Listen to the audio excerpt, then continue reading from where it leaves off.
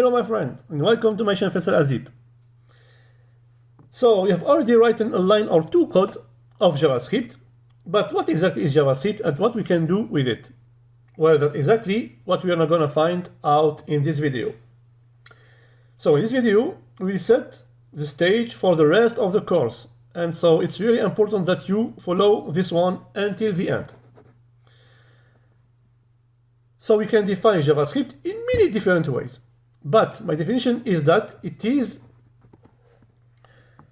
high-level, object-oriented, multi-paradigm programming language. And with that being said, can we move on the next video now?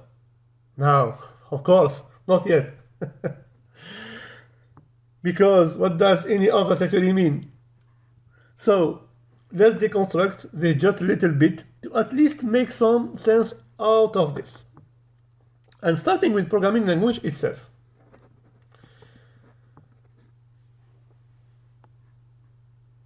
A programming language is basically just a tool that allows us to write code that will instruct computer to do something. And of course, that's our main goal of using JavaScript. Yeah, right? Then I go on and say that JavaScript is a high-level language, which means that we don't have to think about a lot of complex stuff, such as managing the computer's memory while it runs or on program. So in JavaScript, there are a lot of so-called abstraction over all these small details that we don't want to worry about. And this makes the language a lot easier to write and to learn. Next, I say that JavaScript is object-oriented. And all that means is that the language is mostly based on the concept of object for storing most kind of data. And of course, we'll learn all about object-oriented programming through this course. Finally, JavaScript is also a multi-paradigm language, meaning that it's so flexible and versatile that we can use all kinds of different programming styles, such as imperative and declarative programming. And these different styles are just different ways of structuring our code, basically. Again, you will learn all about this through the course. This is just a first, very high-level overview, but I hope it's been making sense so far. Anyway, now, what we know JavaScript actually is, at least kind of, but what is the role that it plays in web development, or in other words, what do we actually use it for? And to answer that question, let's actually look at three core technology of the web: HTML, CSS, and of course, JavaScript. So these three technology all work together to create beautiful, interactive, and dynamic website or web applications. Now, the HTML is responsible for the content of the page. So, the text, the image, the button, and all the content that you can see on the web page is always written in HTML. Then, the CSS is responsible for the presentation of that content. So basically, for styling and for laying out the element on web page. And then, finally, JavaScript is a real programming language of the internet that it allows developers a dynamic and interactive effect to any web page. We also use it to manipulate the content of the CSS, load data from remote servers, and really build entire application in the browser, which we then call web applications. Now, we can also use the analogy of nouns, adjectives and verbs to make this separation of roles a bit easier to understand. So in this analogy, HTML represents the nouns, So, for example, saying that P element is a paragraph, and so paragraph is the noun here. The CSS then is adjective because it describes the noun, like this piece of CSS saying the paragraph text is red. And so here, red is the adjective describing the noun. And finally, JavaScript is of course the verb, like saying hide the paragraph. And so here we are doing something, and so we have a verb. Does that make sense? Of course, I think it makes sense now. Let's continue. Now JavaScript allows us to add a dynamic effect to a page. Okay? And in fact, to build entire web application in the browser. And these applications feel almost like the apps that we use on our computers and phone every single day. So we can say that JavaScript is what made modern web development and really the whole modern web itself possible in the first place.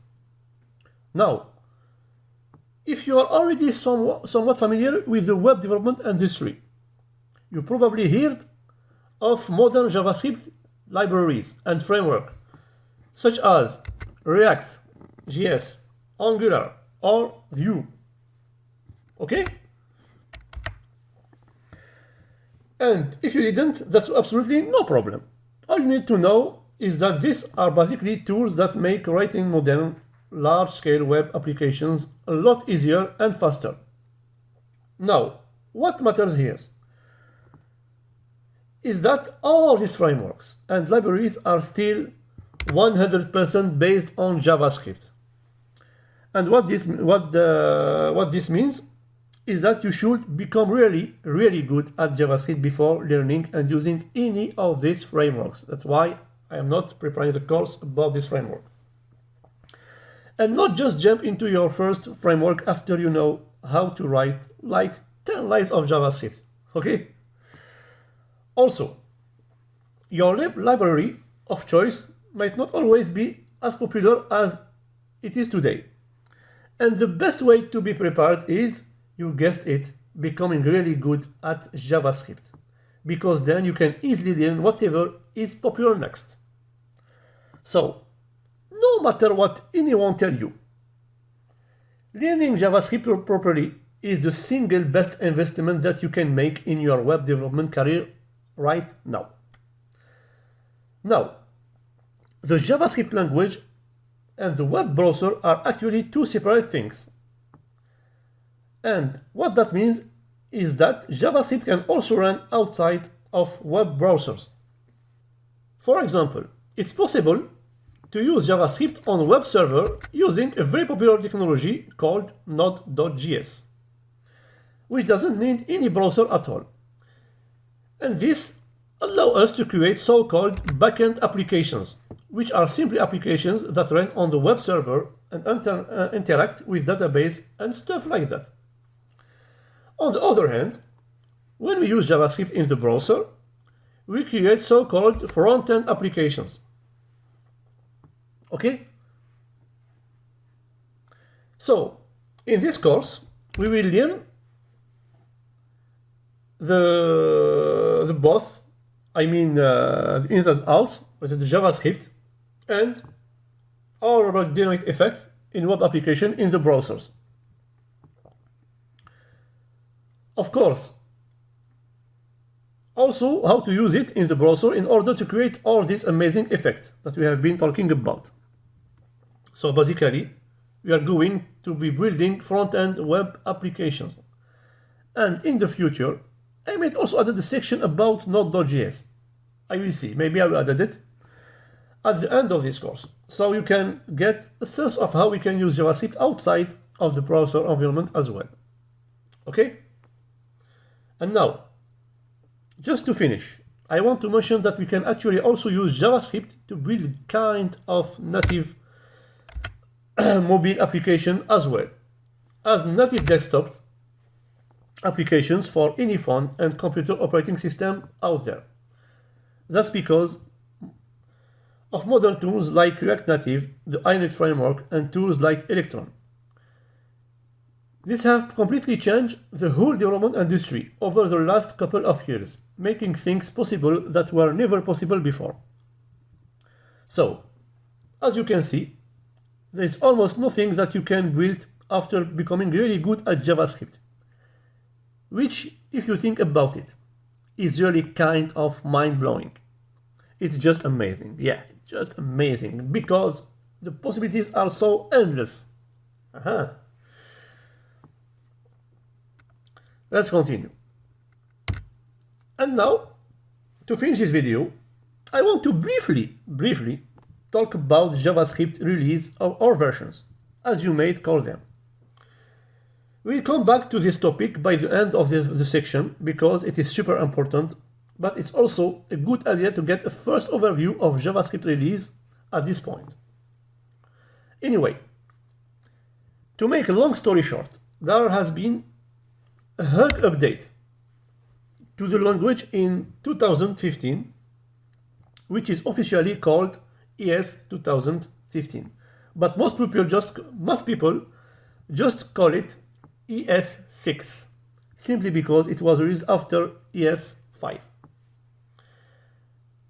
And by the way, E.S stands for ECMA script. Okay? Now, after ES 2015, there is now a yearly new release with a couple of new JavaScript features. In all of these new release or versions, starting from ES 2015, is that what we call modern JavaScript. But why I am telling you all this? Why? Well, it's simply because in this course, I'm going to teach you a modern JavaScript right from the beginning. And I want to make that very clear right from the start. However, I am also convinced that you need to understand what came before ES 2015, so ES 5. And so I will also show you what's important of ES 5. The reason for that is in a complete video about JavaScript release at the end of this section, because now I am no longer want to bore you with theory. So instead, let's now finally get started, inshallah, to code in next video. Thank you so much, brothers, to follow this course until this moment. I hope that you have understand what is JavaScript and what we can do with. Don't forget to subscribe to my channel, please. Subscribe to my channel and follow me on Instagram, teams.winners and faisal.chiku.